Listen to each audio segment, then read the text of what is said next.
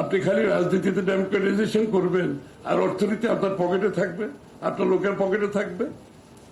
Democracy will not work.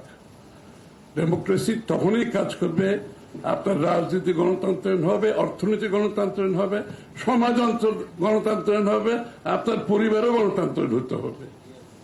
তখনই বাংলাদেশে আপনি গণতন্ত্র কাজ করবেন। এই গণতন্ত্রের অর্থ হল সকলের জন্য সমান অধিকার। বাংলাদেশের অর্থনৈতিক কর্মকাণ্ডে প্রত্যেকটি নাগরিকের অংশগ্রহণের সমান অধিকার নিশ্চিত করতে হবে। সবাই যার যার অবস্থান থেকে অর্থনীতিতে, রাজনীতিতে, সমাজে অংশগ্রহণ করার ব্যবস্থা থাকলে সেটাই হবে গণতন্ত্র।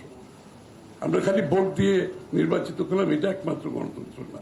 তা আমাদেরকে যারা আমরা রাজনীতি করি, যারা আমরা দেশের পলিসির কথা বলি, আমাদেরকে এগুলো অনুধাবন করতে হবে, ধারণ করতে হবে এবং নিশ্চিতভাবে ডেলিভার করতে হবে। এখন খালি আপনি রেটরিকের মাধ্যমে রাজনীতির দিন শেষ হয়ে গেছে।